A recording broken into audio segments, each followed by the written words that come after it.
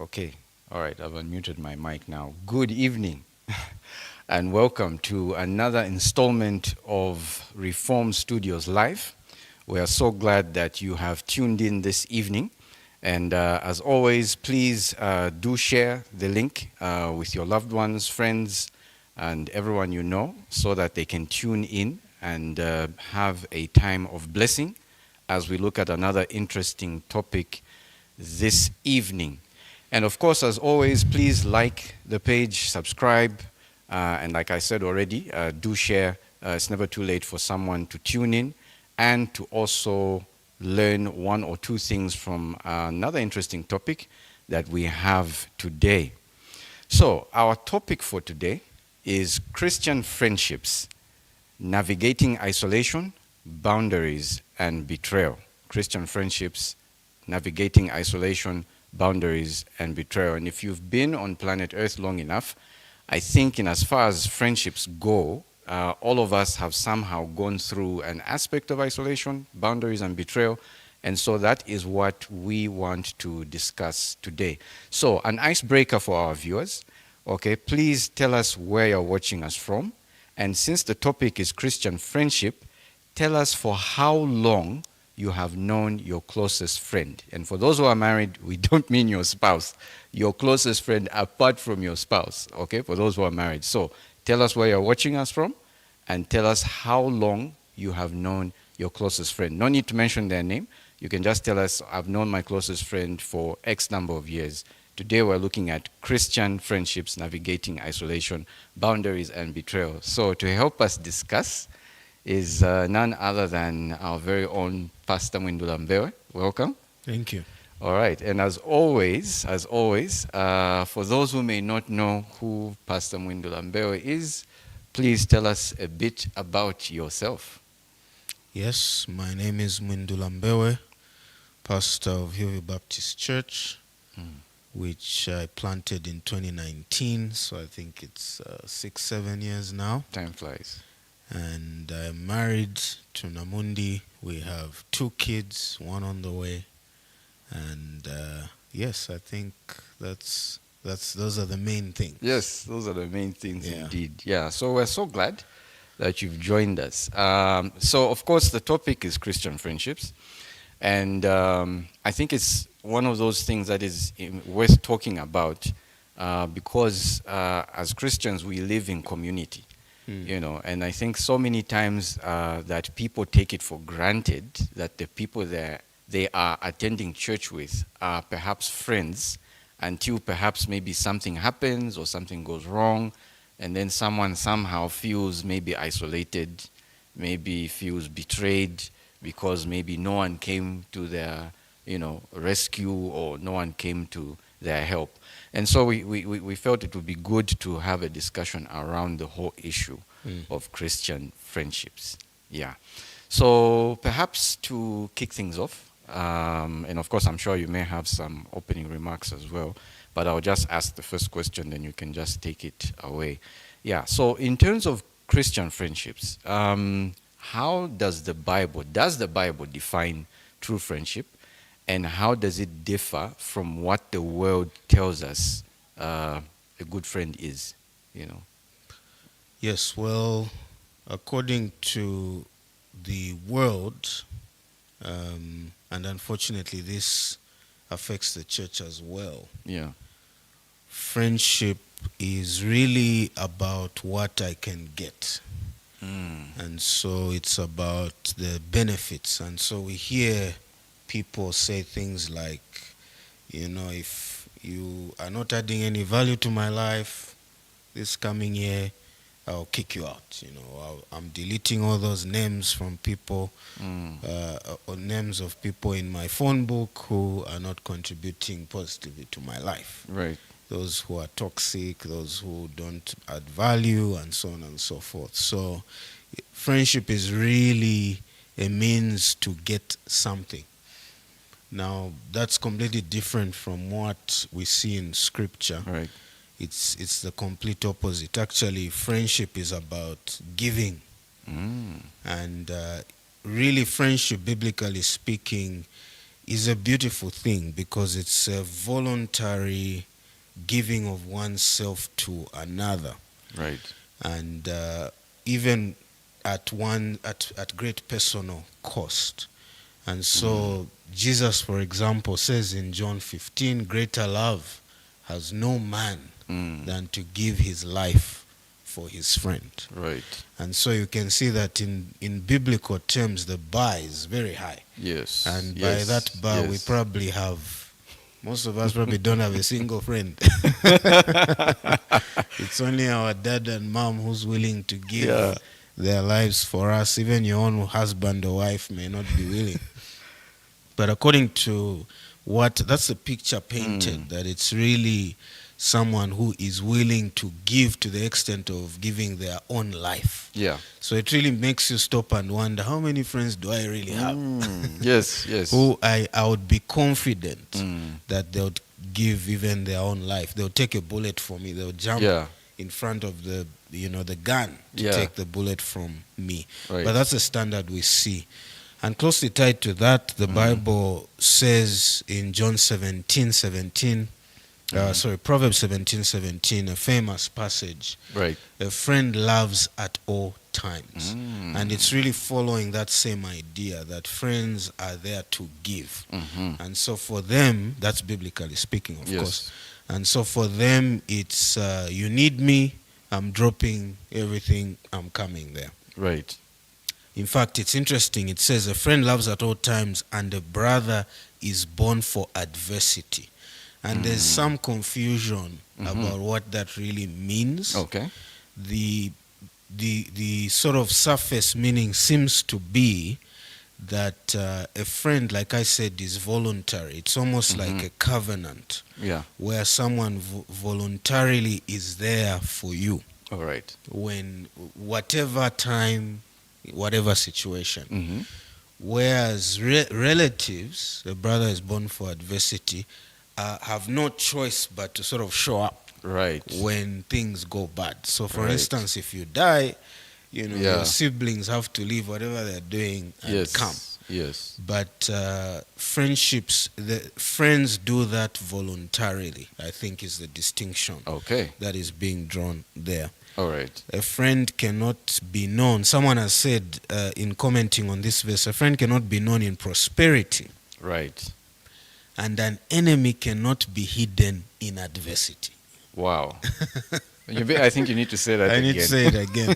A friend cannot be known in prosperity. So basically, if all is well, it's impossible to tell who really are your friends. Oh, yes, that's true. In other words, you really know your friends when trouble comes. Right.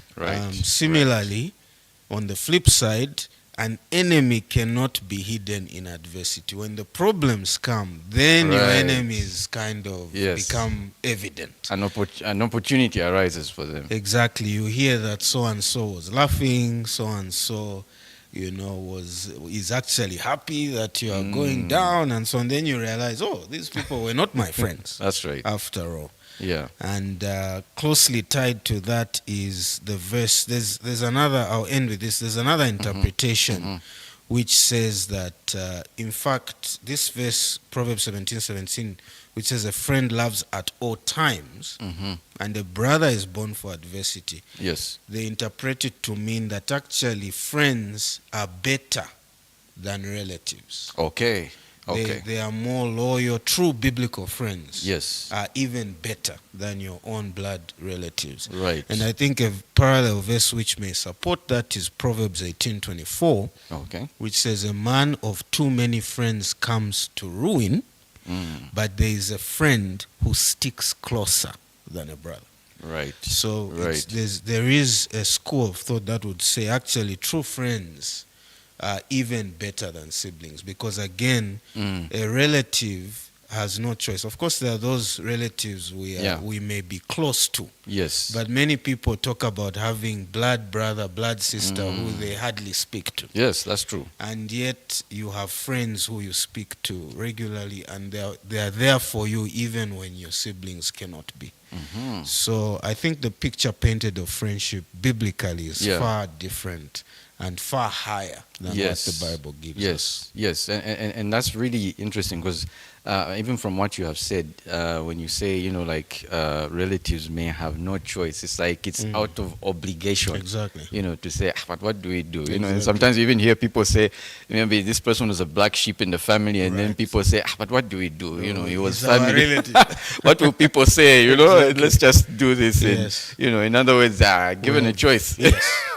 Yes. Yeah, but a friend actually, as you said, is voluntary. So there is that commitment aspect, I Right. guess. Yes. Yeah, Yeah. there's that commitment aspect. Okay, awesome. We're off to a good start. Now, there is, of course, the aspect that usually comes up whenever people talk about friendship. I think the whole aspect of peer pressure usually comes up. And a famous scripture that people usually talk about in scripture is bad company corrupts good character. And so, which is of course 1 Corinthians 15 verse 33. As Christians, as people who, we're talking about friendship, we want to obviously be welcoming and loving, to everyone. As Christian, how do we balance being loving and welcoming to everyone while still being intentional about who we let into our inner circle? Yeah, that aspect of friendship. Yes, it's a good question. I would say that our posture as believers to anyone who God brings into our lives, whether it's at work, at school, relatives, neighbors, should always be one where we are giving. In other words, we want to be a blessing to this person, Right. in whatever way we can. But also that our relationships with those who God brings our way, just in society, in our lives, must not just be giving, but must be intentional. Right. So there must be a desire for us to be a blessing, not just so that they can say he's a jolly good fellow, but so that we can be witnesses for Christ. Okay. And so we must be hospitable to all. We must be kind to all. We must seek to be a blessing to all. That doesn't mean you give everybody money. Yeah. But in whatever way that you are able, you seek to be a blessing. Right. That should be our posture with everybody. Yes. When it comes to friends, it goes further than that. So I said for acquaintances, it's that we should be giving. Right. And we should be intentional. When it comes to friends, we must be receptive. Okay. And vulnerable. Okay. And I think a good example of this is Jesus. All right. Jesus was so intent on being a blessing to those around him that he was known to spend time with tax collectors, sinners, prostitutes. Right. And he spent so much time with them, and in fact the key issue is really that he ate with them. Because in that culture, eating with someone was the highest form of friendship. Right. And so he was even accused of being a friend of sinners. Right. That guy was a friend of sinners. Yes. But Jesus' friendship, if we can call it that, right, with them was exactly what I'm saying. It was giving and it was intentional. Right. In fact, in Luke 5, he's accused, as usual, the Pharisees, verse 30, and scribes grumbled at his disciples, saying, "Why do you eat and drink with tax collectors and sinners?" And Jesus said to them, listen to how intentional he was. Those who are well have no need of a physician, but those who are sick. I've not come to call the righteous, but sinners to repentance. Right. So as he related to them, that was what was in his mind. However, when you ask yourself, who did Jesus open himself up to receive and to be vulnerable to? It wasn't the tax collectors and sinners, and the prostitutes. Right. It was his disciples. Right. So when he's in the Garden of Eden, which is where he is at his most vulnerable, right, what does he say? He calls out the three closest and says, "Guys, go with me." And what does he tell them? "Watch and pray with me." And he opens up to them and he says, "My soul is overwhelmed." to Yes. the point of death. Yes. And so he's really vulnerable with them, and he picks. So there's that distinction Right. that is there in Right. the life of Jesus Right. that I think we should emulate. Wow, that's very interesting, and I think from what I hear you say, I heard you use the term acquaintance and friend. Right. So I guess it's an issue of, I guess that would be the distinction. yeah, Yes. yeah, like there are those that are acquaintances, Right. like you have said, that we are able to be a blessing to, which is the Right. definition of friendship. It's not about what I can get, Right. but what I'm able to give out there, just like Jesus himself did. But then when the aspect of friendship comes in, there's a certain level of, if I heard you right, intimacy Yep. and vulnerability that Yes. is there. Yes. And so I think that's where people usually get And to confuse Exactly, those and two. the willing and really opening yourself up and saying, "Speak into my life." Right. And that's what Right. Jesus says. He's saying, "Guys, I'm at my lowest. Come and watch and pray with me." Yeah. He's really Yeah. looking for that input Yes. from them. Yes. Of course, they fail him, but the point is, he's not Yes. getting that from the tax collectors and Right. sinners. Right. Yeah, that's a really, really crucial point. Yes. Yeah, a very crucial point. So then, in terms of what we've spoken about so far, a friend is one who is committed, and beyond even just relatives and the like. What practical advice would you give? I mean, you gave an example of Jesus himself, who at the time of his being most vulnerable finds himself with the disciples who are not even there to, stand with him in prayer. And he even talks about, couldn't you pray with me for Right. an hour, Right. and the like. So what practical steps can a person take if they feel like they've been, let down by their friends, or friends have failed them during a difficult season, maybe including the church community? Any practical advice around that? Yeah, let's start with what not to do. Okay. Your friend who you felt needed to be there for you and wasn't, lets you down. What you don't do is sort of become vengeful and have bitterness, allow bitterness to come into your heart against them. In a church setting, you kind of become rarely seen. Disappear. You disappear and become scarce. Those are not the right reactions. Yeah. The Bible gives us a blueprint in Matthew 18 where it says, if your brother sins against you, go and show him his fault between the two of you. Right. That's what needs to really happen. If you are hurt by someone who should have been a friend, feel they've let you down, you go, and rather than take this posture of bitterness and anger and so on and so forth, you go and say, hey, I was hurt by what you did. That's the right approach. Now, that's difficult because it's a very difficult thing to go to people and say, you hurt me. It's a very vulnerable thing to do. Yes. Because we all want to appear as though we have tough skin. You can step on my toes. It really doesn't affect me. So that's where people struggle with that. They find that it's difficult for them to go and tell someone, you hurt me. Yeah. What you did was painful and disappointing and so on and so forth. But that is what the Bible calls us to do. Right. So that's the best way to deal with those kinds of things. Okay. All right.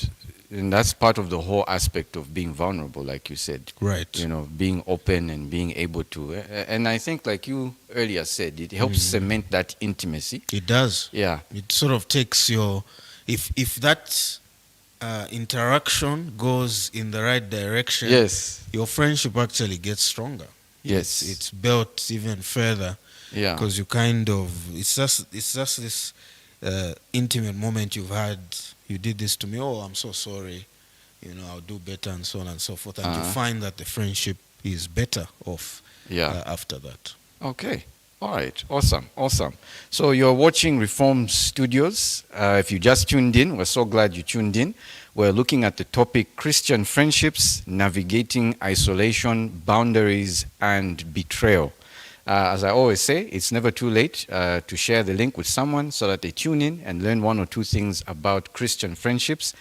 For those of you who have already tuned in, I hope you are learning something. We do have a couple of comments here. We have Mwewa Musonda following from Kalumbila, says Mwewa, and says, I have known my closest friend since 2014. Wow. Okay, awesome, awesome.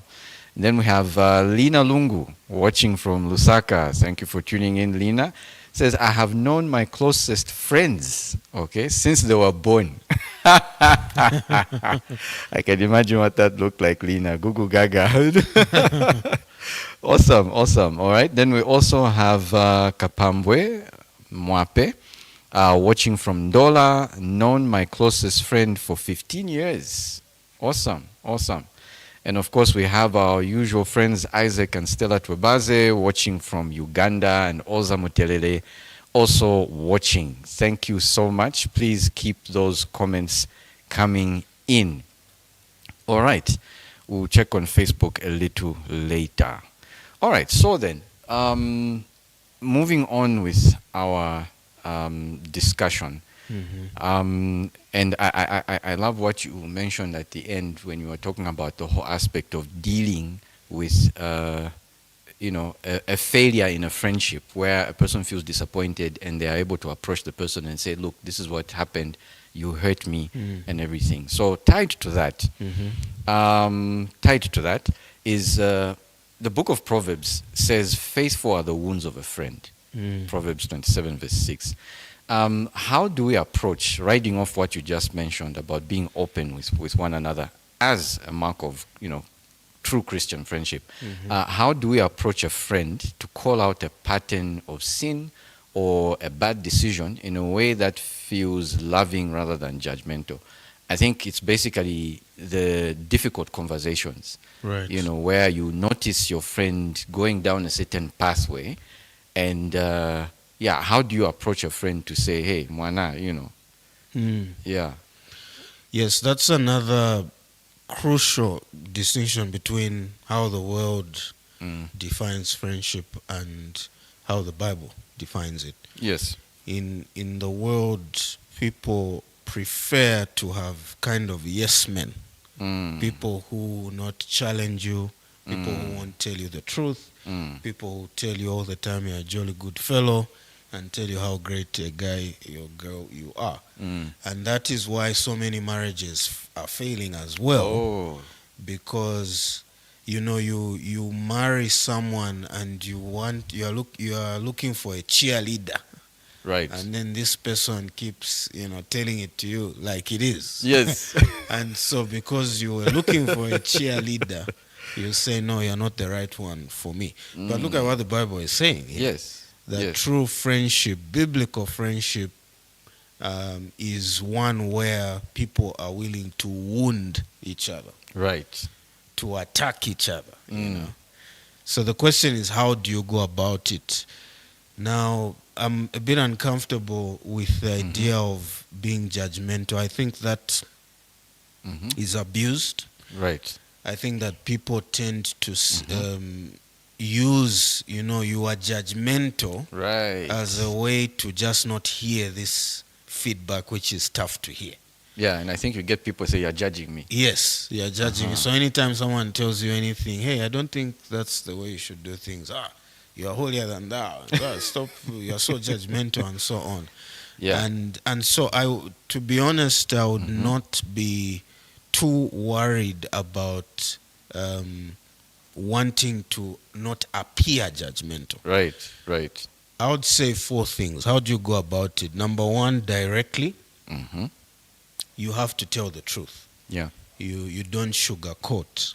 Now the problem is when people hear the word directly. So here's a friend who's going off tangent, who's doing the wrong thing. Yeah. how do I go about this directly? Now, when people hear directly, they hear rudely. But you can Yes, be please direct. correct that. Yeah, you can be direct without being rude.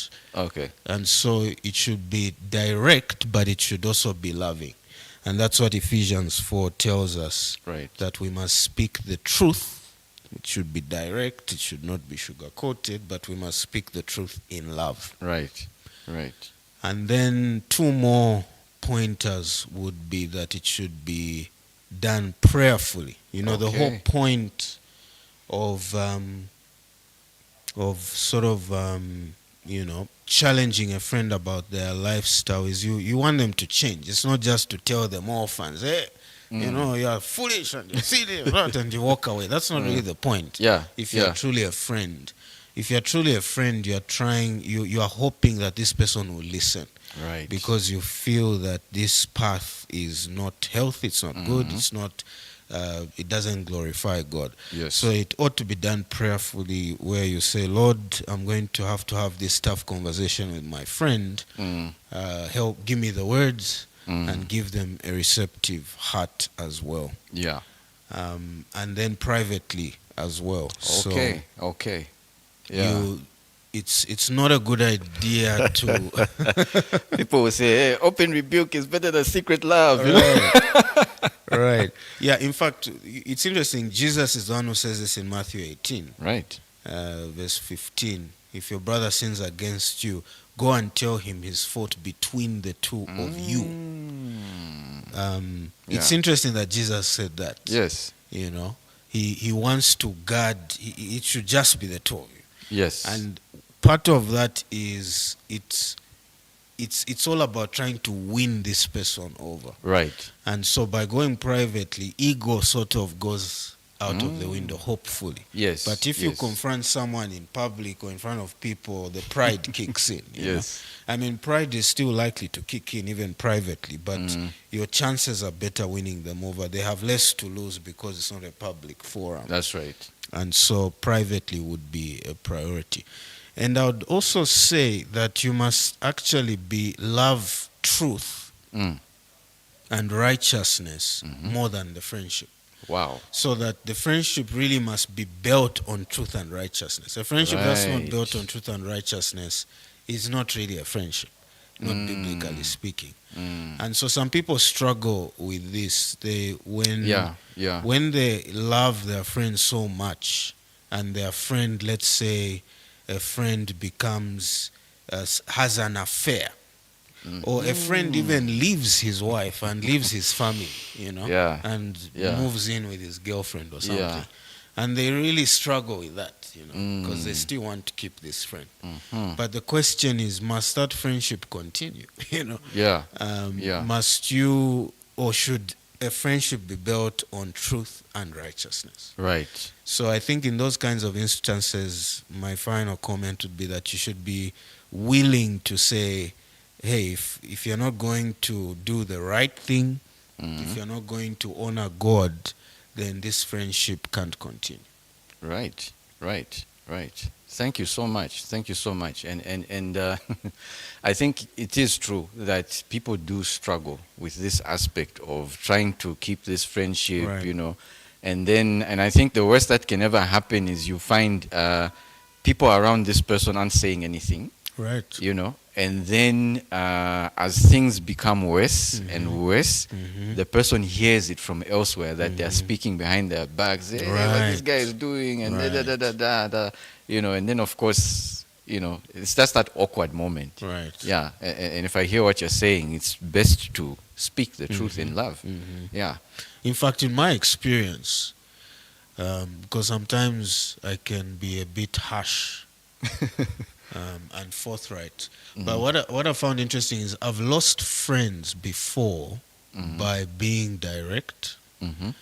But then it's interesting how when they want the truth, you know, there are times when you want the truth. Yes, You know, yes, you yes. don't want people just be telling you what you want to hear, and you want an honest opinion. It's interesting that those people come back when they want the truth. Sounds like there's still a friendship there. Yes, because they know if they appreciate it in the long run. In the short run, you can lose friends in short term because they don't like that you told it to them like it is. Yes. But you find that down the line when they really need,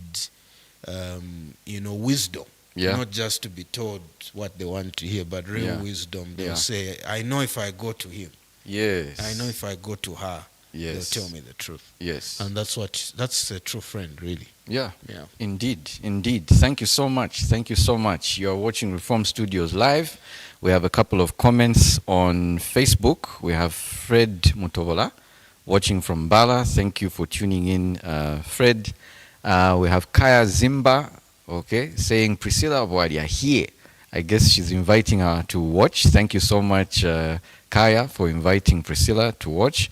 We have Walia Lufungulo watching from Lusaka West. Thank you for tuning in. We have Kaya Mwenyamichelo watching from Chalala. Thank you, Makaya, for tuning in. And then we have Jackson Chimba watching from home. Good to know you're home and watching. And then we have Teresa, who's mentioned Lusuvilo Kapesa. I guess she's asking her to tune in. Awesome. And then we have Mary Longolongo. Evening, she says, watching from Lusaka. And then she asks a question. How can I handle friendships within the workforce to safeguard our private lives and also protect growth within an organization? Okay, as you think about that, I'll read the other comments. Okay. Martha watching, says she's watching. Elliot Munsanje watching from Lilai. And Levison Daka watching from Lusaka. So, I think it goes to the one we talked about, the whole issue of boundaries, basically, in the friendship. Yeah, so she says, I guess, evening, watching from Lusaka, Mary Longolongo, how can I handle friendships within the workforce, in the context of work, to safeguard our private lives and also protect growth within an organization?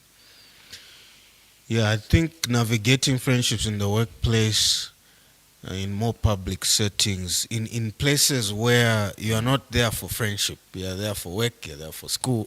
Right. You are neighbors. It's not that you wanted to be neighbors, but because of circumstances. Yes. In the providence of God, you've ended up being neighbors.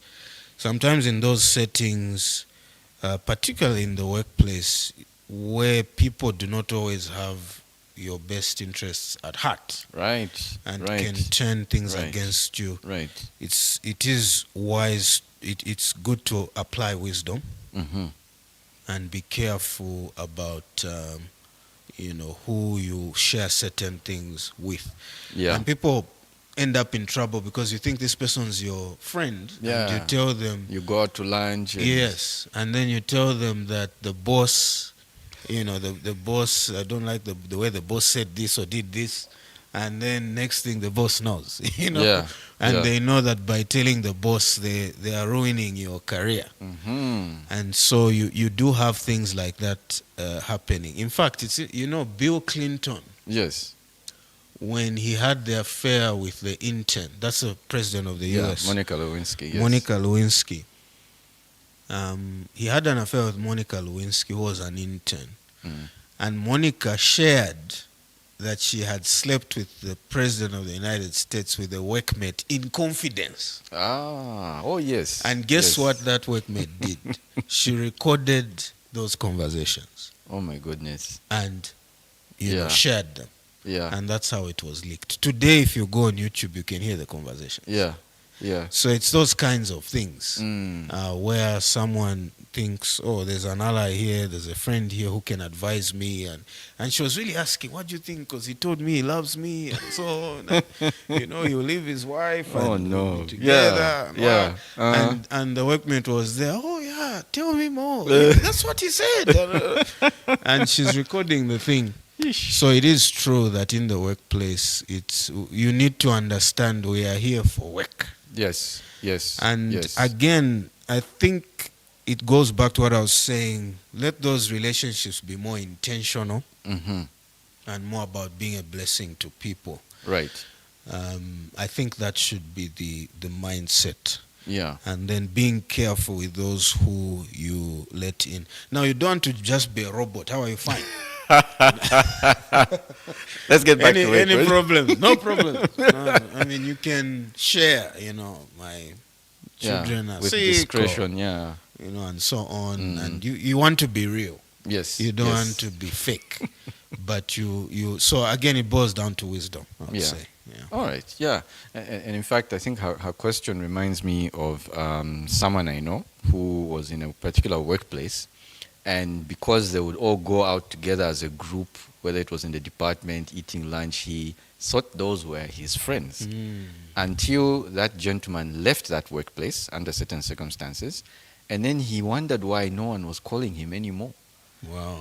And then he suddenly realized to say, you know what, those were just acquaintances. Right. Those were workmates. not, Not my friends. actual friends. But for him, he had really invested himself and, and the like. Yeah, so I guess that wisdom and just knowing the boundaries around those aspects. Yeah. Yeah. And you notice how when we are in high school, those who are our closest friends, when we move to college, they drop off. Oh, yeah. Yeah. So you might find if you continue with a friendship from high school into college, especially when you're no longer together, yes, most likely it might be one or two people. Yeah. It's not a lot of people. A lot of people. So those friendships tend not to survive. And that tells you it's circumstantial. You know? And unfortunately, you have people becoming boyfriends and girlfriends. And when once university comes or college comes, you move on. And that relationship cannot even survive. Yeah. Because you're not in the same space anymore. It's the same thing in college. Yeah. How that those people who are friends, it's not all those friendships that survive. You have a higher survival rate. Yeah. But you soon discover that was circumstantial. It's not that we're really friends. It's just that we're in the same place. Yes. So that's how it is as we move through life.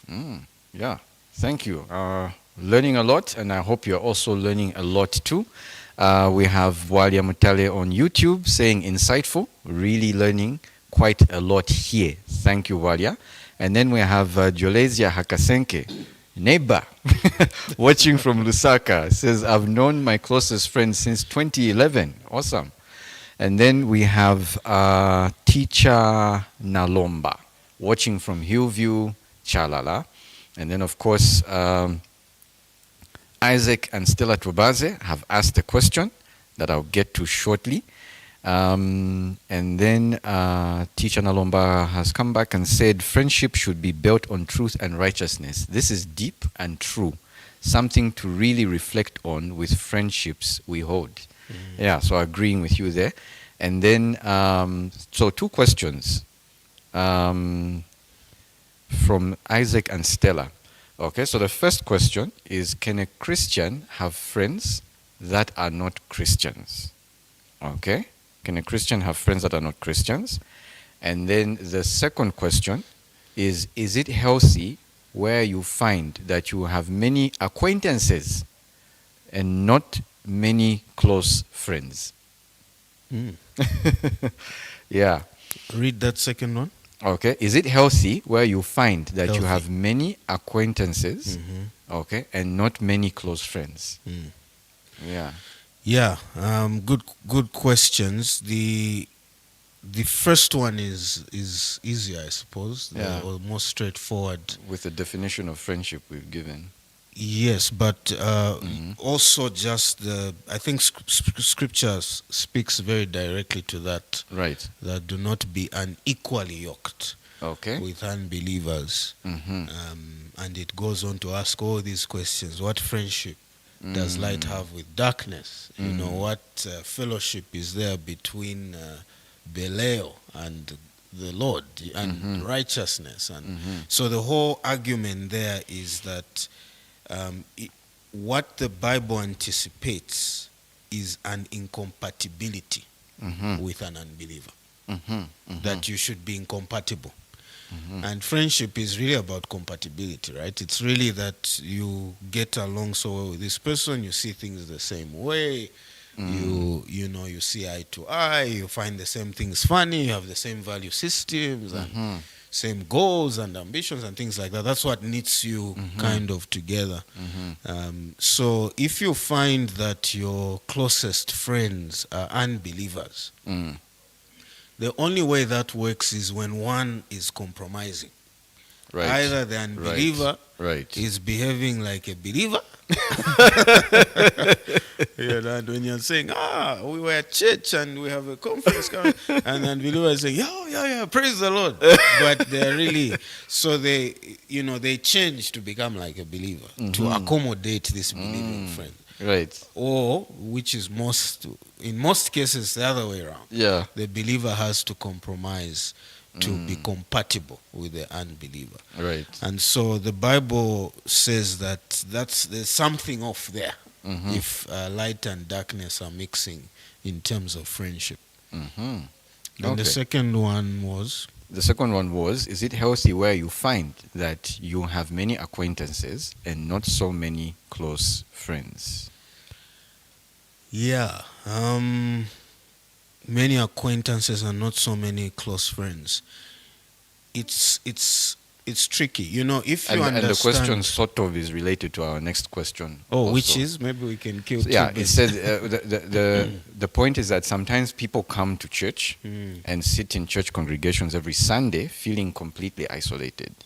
Yeah, what is your advice to the believer who is praying for deep Christian community but just hasn't found it yet? Okay. So I think it's somehow related because it's like you have these acquaintances that you see at church, but no close friend.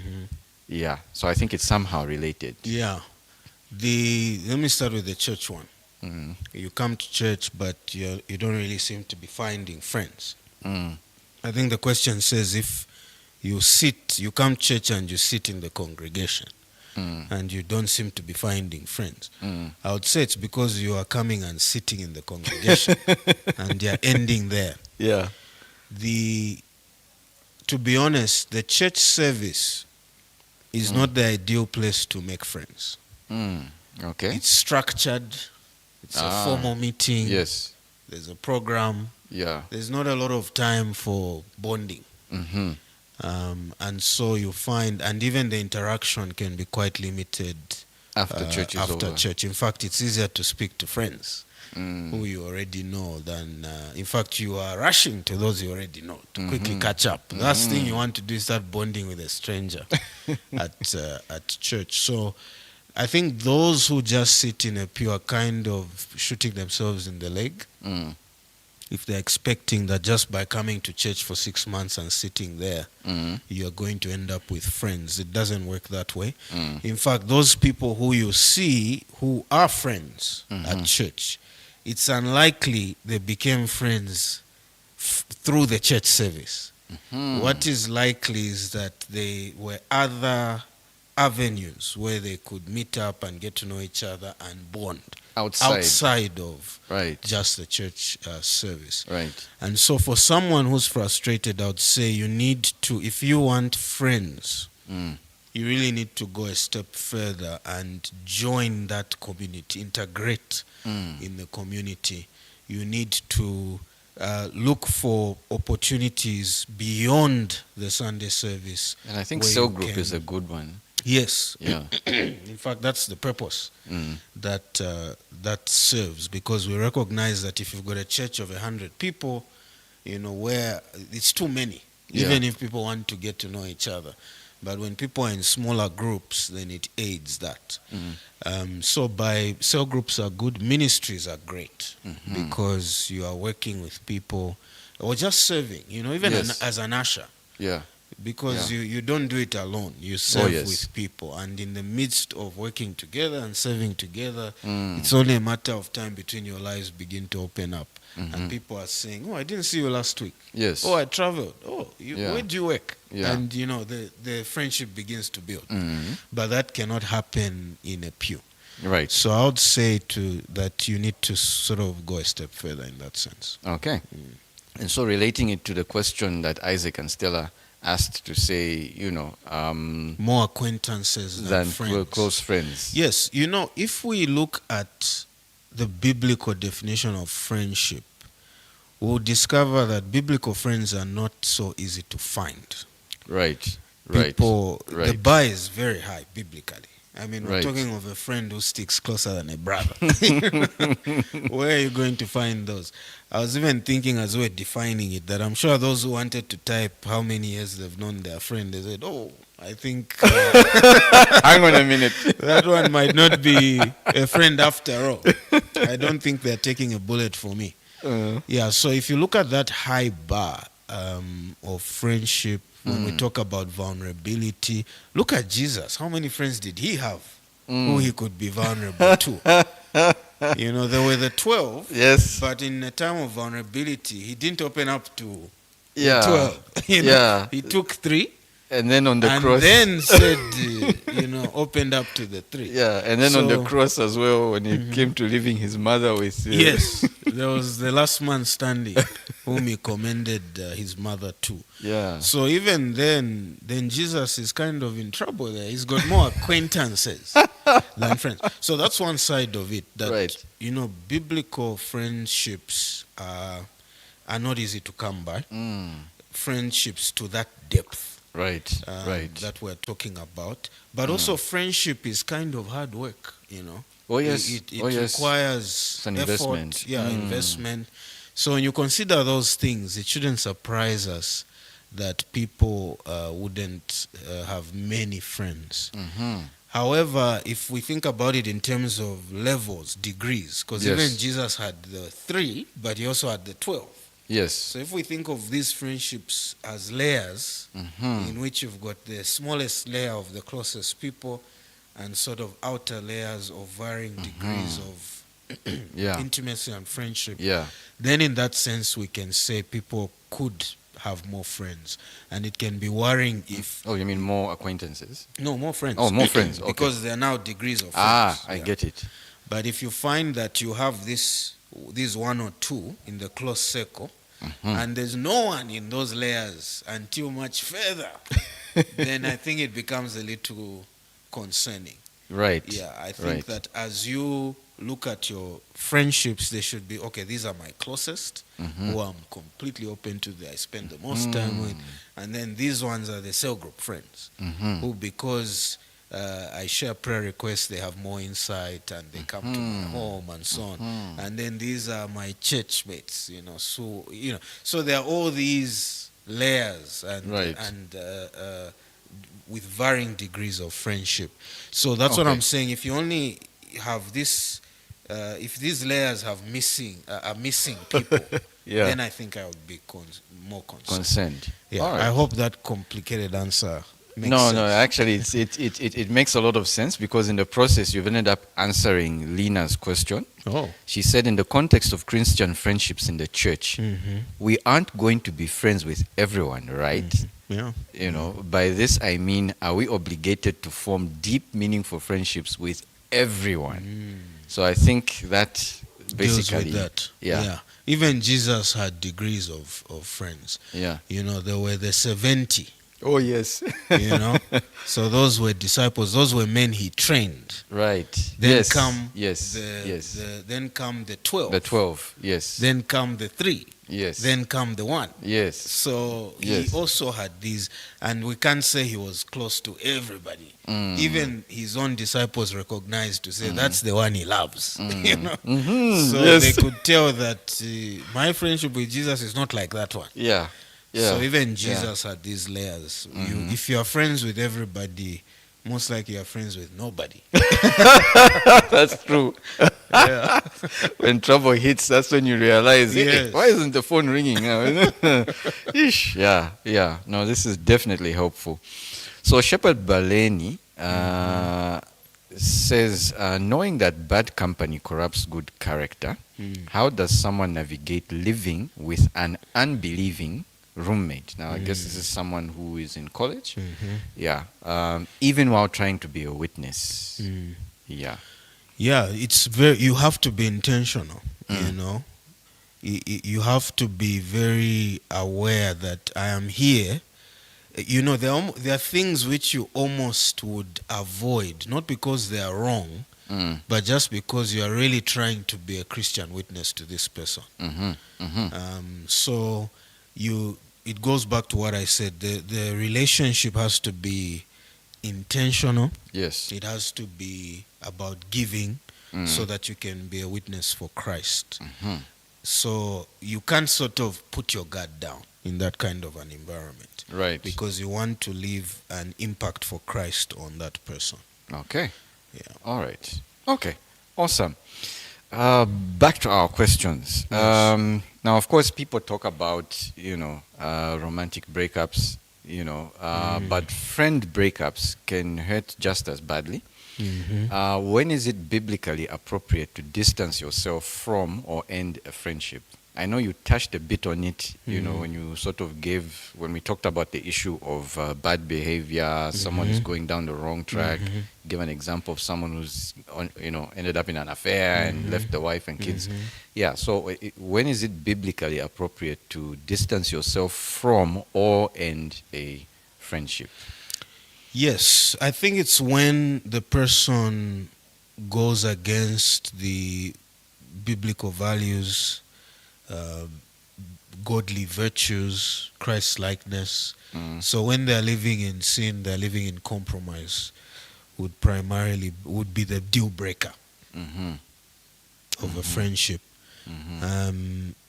I think that one is fairly obvious. But I wanted to comment on a more tricky one. What I've noticed is some friendships just disintegrate. Yeah, like someone I know who is probably watching would say, some friendships are just for seasons, Yeah. and cannot be forced. Yeah. I would refer to Paul and Barnabas. Right, okay. Yeah. Because they had what the Bible calls a sharp disagreement, which led to the break of that. We can say it led to the break of the partnership, the missionary partnership. Yes, But there's no doubt the friendship took a blow. Yeah, on account of John Mark. Yes, on account of John Mark. And I've seen this many times now. Okay. In fact, it's such a trend that I began to think, isn't it wrong that these friendships end like this? But then when I saw Paul and Barnabas, I sort of said, it's almost inevitable. It's not ideal. Yeah. But there are times when you have two good Christians who, the friendship just doesn't survive. Have you heard that statement that for a friendship to survive a lifetime, it must hit the 7-year mark? Have you ever heard that before? No, actually, I've never. Yeah, interesting. I heard that some years back. Yeah. That once, of course, it's theory. Yeah. It's not biblical. But I found it intriguing. Yes. For a friendship to last a lifetime, it must survive 7 years, something like that. Okay. But anyway, I don't know about that. Yeah. But you have situations where you just can't agree with someone. Right. You can't see eye to eye, and you say, "Hey, I think you go your way, and I go my way," and you have two Christians. Now, I would say that in any break of friendship, there's sin. Okay. Even in the Paul and Barnabas situation. Okay. Yes. Okay. There would have been sin there, and Okay. most likely, Paul would have been the one at fault in that situation. Okay. Maybe you can elaborate. Because later, Uh-huh. He's with John Mark. Oh yes, the same one who caused them to. So who was right? Like, hey, John, let's go. Who was right? So, yes. So you see that Barnabas had a point. Yes. Yeah. With time. Yes. But I think there are situations where I would say this: in most cases, there's sin. Okay. Someone is being prideful, someone is being stubborn, someone is being, lacking patience, whatever it is. There tends to be a sin involved. Okay. But there are times where there's no sin involved, but you just agree to disagree. Okay. And Well, I don't know. I speculate that, Paul and Barnabas could have been either. Maybe they just agreed to disagree. Yes. But I tend to feel the way the Bible comes out, they had no sharp disagreement. Yeah. Yeah. It's really heavy. Yes. And I've seen that multiple times. I've seen people work especially as missionaries. Yeah. Yeah. Especially American missionaries. Okay. It's interesting how much they tends to be this. They fail to kind of get along. I see. It's even there in history, in missiology. Like when you look back in history, you find two couples go together, and they are supposed to be in the mission field, and they just can't get along. Yeah. And they have to go their separate Yeah. ways. Yeah. So these things can get a little complicated. Okay. Yeah. And you might find that no matter how your best intentions and your desire for a friendship to work, it just doesn't work. Okay. So it does happen. It does happen. It does happen. Yeah. All right. We have more comments on Facebook. Teresa saying, watching from Kavangwe. I've known my closest friend for over 10 years. Wonderful. Wonderful. Philemon Fula says, watching from Chinsali. Chonde Chiluba says, I'm watching or is watching. And then Elliot Munsanje, I think, let me see if this is a question or a comment. He says, Christian friendship in church today requires one to be mature because you can end up moving from one church to the other if you take things too personal. Yeah. Very true, Elliot. Very true. Very true. And then we have it's GM kind of like Funga, jumping from watching marriage from to marriage. Oh, yes. Yes. You think you are leaving maturity, this person for greener pastures, and you find you've just traded one set of problems for another. The church works in pretty much the same way. Yes. Imperfect people. Imperfect people. All right. We have a few more comments. Oh, okay. I think that's one we already read. So, yeah. Moving on with our conversation as we are almost heading towards the end. Of course, nowadays we have social media. We are living in the so-called digital age where people have got hundreds of online followers or friends. It's like someone once cracked a joke online and said, I have more than 1,000 friends that I have never met in my life, that I do not know them personally, but they are my friends thanks to Facebook. Yeah, so you have people with all these friends, but very few people that they can call at 2 a.m. in the morning. How do you think digital culture has distorted our view of true fellowship and friendship? Yeah, the digital culture creates an illusion, right, of friendship, an illusion of connection. These are the times you even see it on these dating apps sometimes, where people get along so well on the app. Yes. And then when they meet, there's nothing to talk about. Yeah. And the friendship just can't take off. Or it's matches and gasoline, it just explodes. Yes. So there is an illusion because the thing is we are better able to put our best foot forward. So the things we are posting are all about the great life we're having. We're traveling, we're buying cars, we're at restaurants and all these kinds of things. And then, but it's not, that's not real friendship. Real friendship is about the realities of life. Yes. The ups and downs of life. And there are no ups and downs on social media. Social media is all about putting your best foot forward. Right.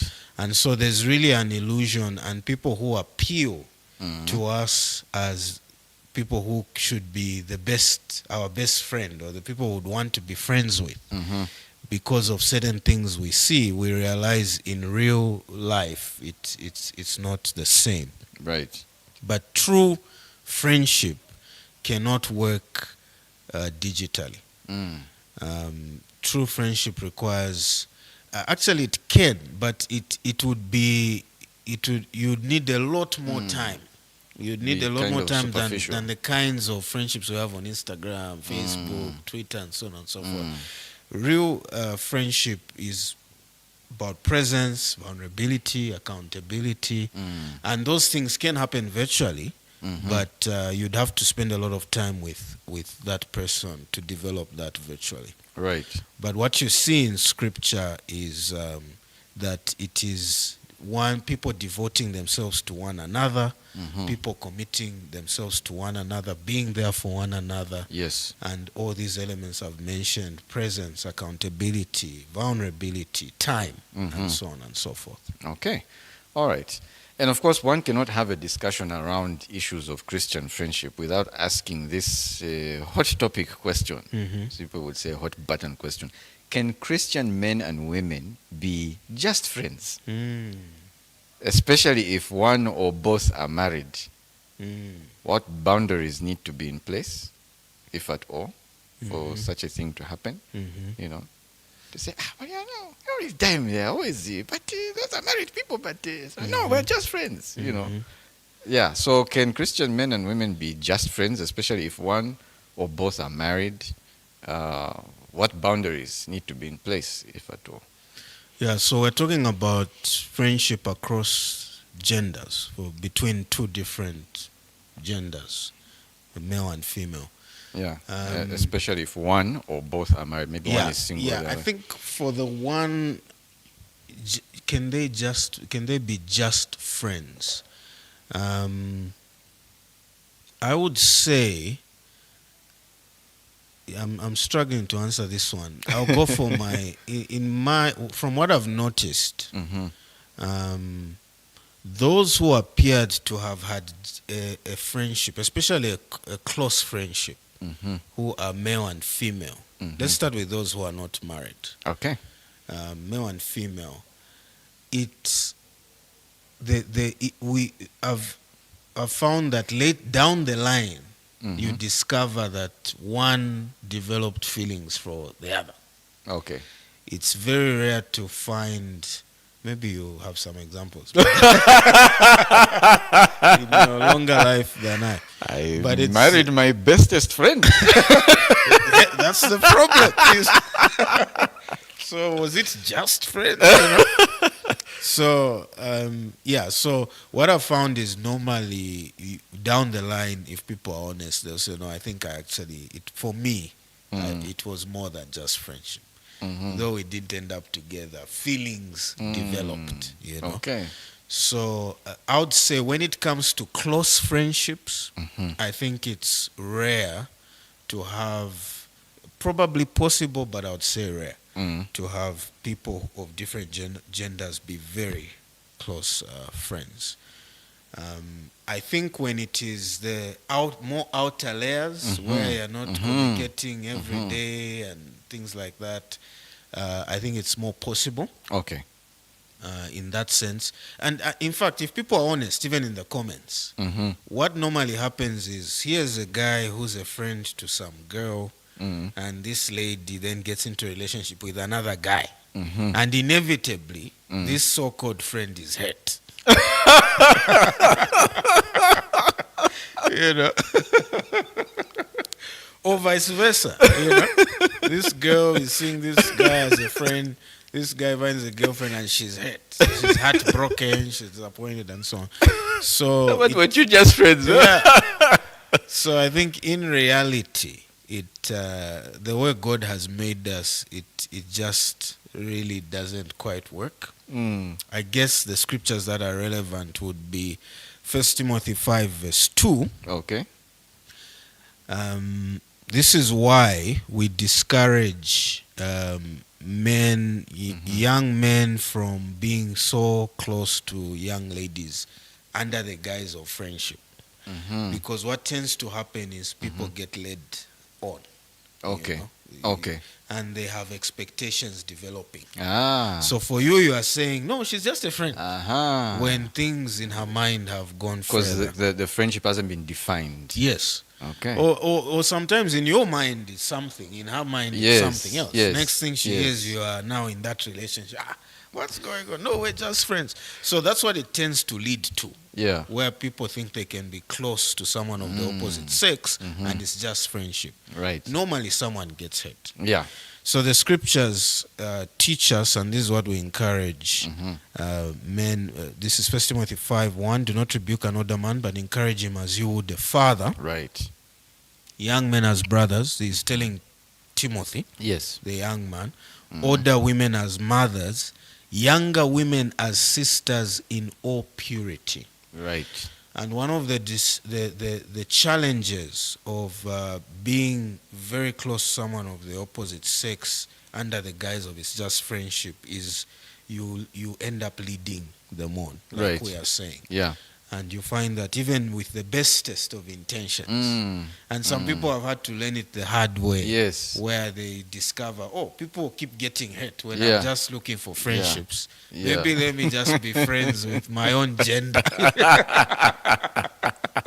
Because I'm failing to find someone who can just be a friend of the opposite sex. Yeah. So when it comes to marriage, I think it's even more difficult. I think it's even more difficult to have close friends. You've got a very close friend. You're telling your husband, I'm going for coffee with my good friend. I think I'm going to tell him how my day has been. We are just friends. Yeah, I think those are problems. Concentrate on your husband Yeah. and your wife. So generally, I would say, in theory, it's possible. In practice, people get hurt. Yeah. All right. Thank you. And I think, like you said, the whole aspect of treating those as sisters. Right. This is my sister in Christ. But someone may respond and say, but I text my sister every day. My sister is my best friend. You see the problem there? Yeah, so I think boundaries. Yes. Yeah. The point Boundaries. is you don't want to lead somebody on. The reason why you text your sister every day and you can be best friends is she would never be led to think anything more. But that one is not your biological sister. Yes. So what guarantees do you have that you're not leading her on? That's right. And That's you right. can't keep giving the excuse, no, for me it was just friendship. No, for me it was and women are getting hurt all over the place. I don't think that's the way to go. Yeah. The elder would have to have a meeting with you. Exactly. Say, hey, can we sit down? Absolutely. Yeah. All right. Yeah. So we touched a bit on the whole aspect of the responsibility of someone who feels isolated. Let them be plugged in, church ministry, cell group. Yeah, let them go beyond Sunday attendance. Yeah. Now, in terms of the church itself, how can the local church better facilitate organic, lifelong friendships rather than just structured program-based interactions? Yeah, it's hard to, it's. I don't think it's really possible for a church to sort of make friendships happen. I think it's not a tenable goal. Right. But I suppose the question is facilitating. Yeah, I think the key is for there to be platforms for people to have fellowship. Right. And again, it's things like creating opportunities like ministries, small group meetings, Bible studies, prayer meetings, where people are in smaller groups and they can get to know one another. I think if a healthy church where the focus is on let's have ministries where people can serve, or avenues for people to serve. Let's have small group Bible studies where people can participate, small group prayer meetings where people can be more vulnerable and can get to know each other and pray intelligently for one another. If a church can set those kinds of things up, the friendships sort of follow. And to be honest, you as the leaders will be amazed to see these friendships blossom and become things you never thought they could ever be. Organically, Yes, organically. So I wouldn't say the goal is ever friendship.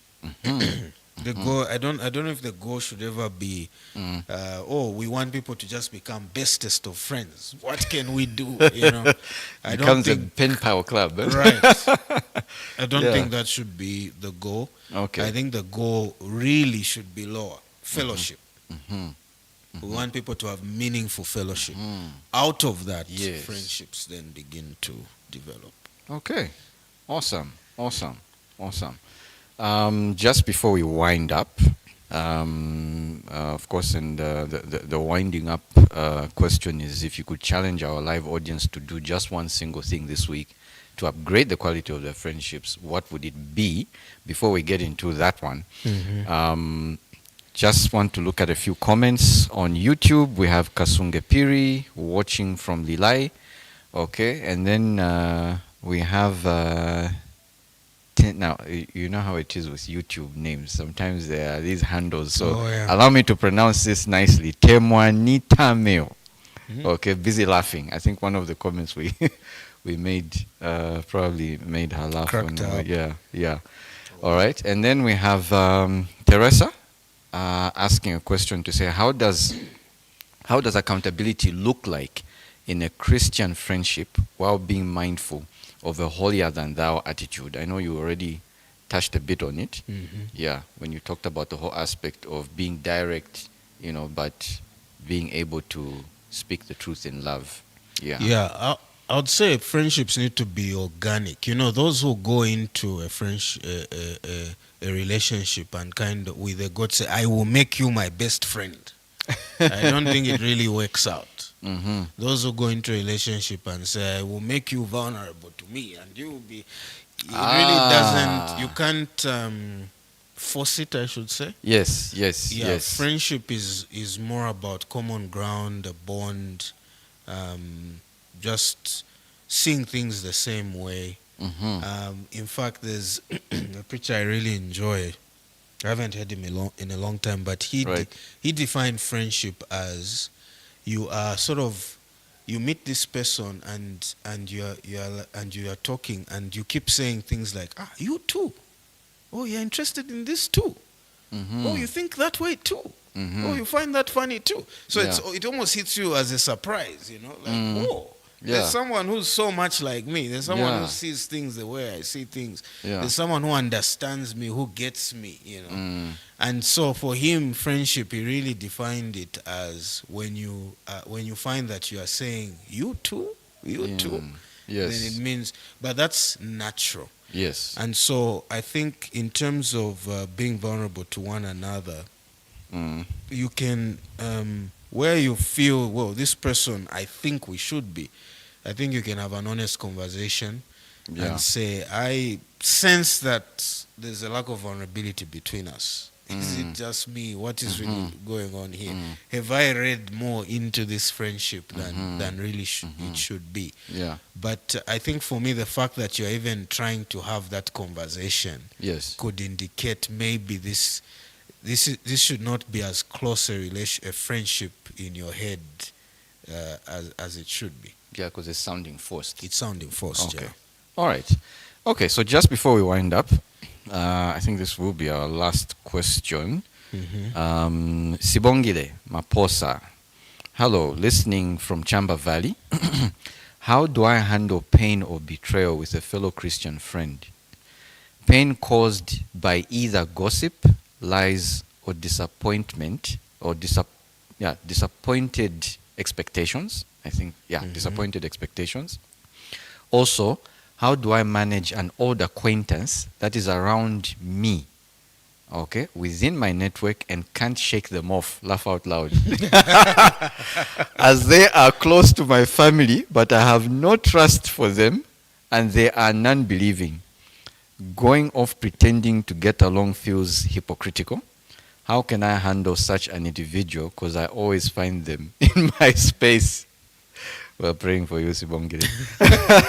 Yeah, not easy. Yeah. So two questions. Let me start with the latter. I think you have to have an honest conversation. Right.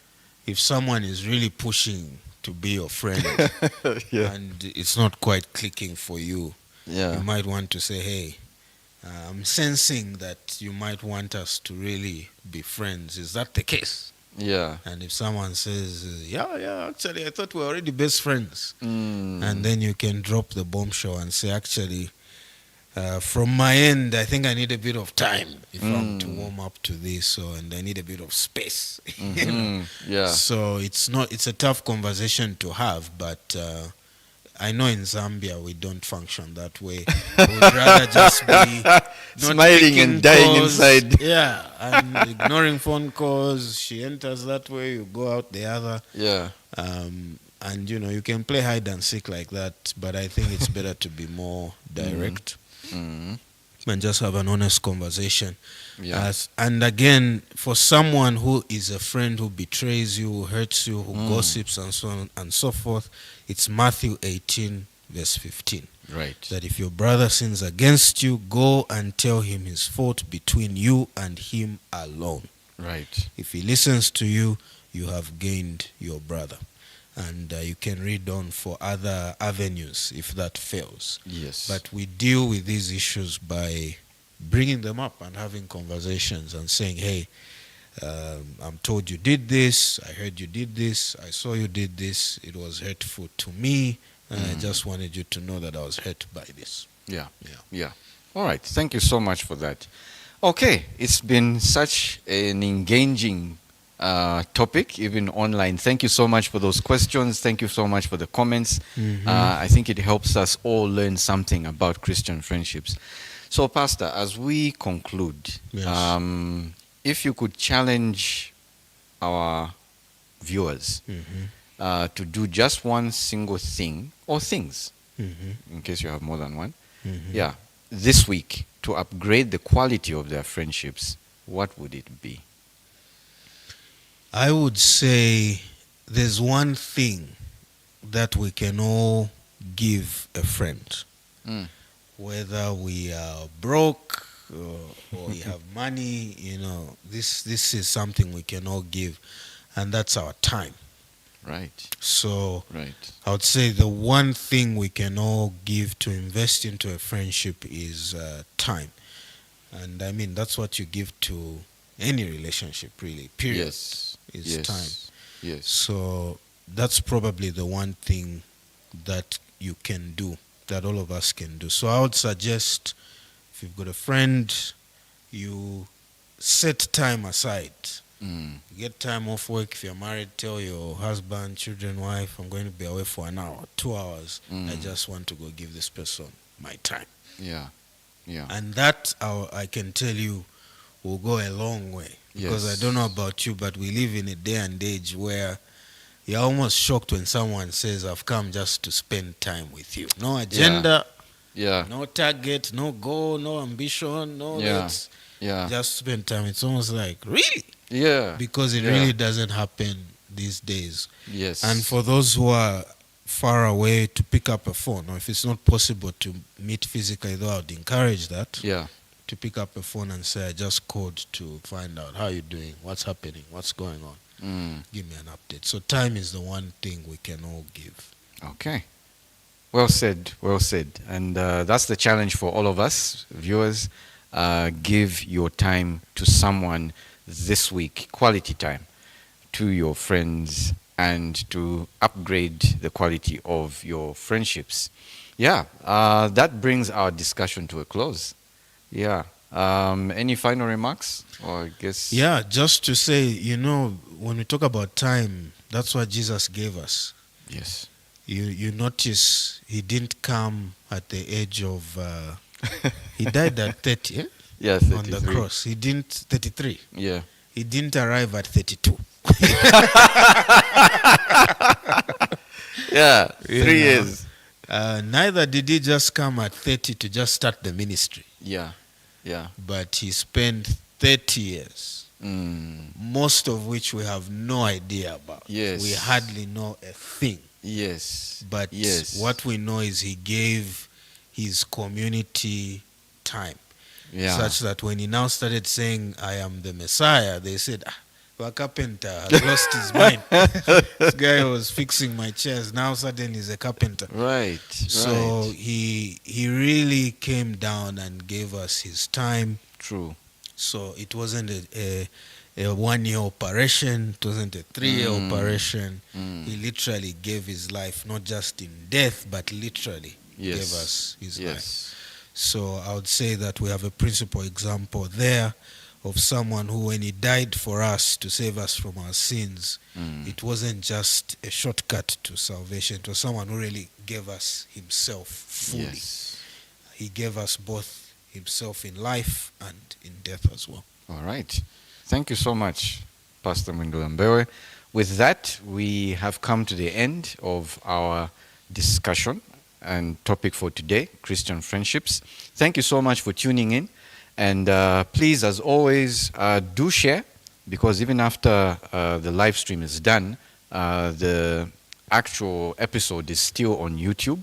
So you can still share the link with someone and they'll be able to learn what we have learned today, and it will still be a blessing to them. From myself and Pastor Mbewe, it's good night. Thank you so much for tuning in and for your comments and questions. We'll see you again next time right here on Reform Studios Live.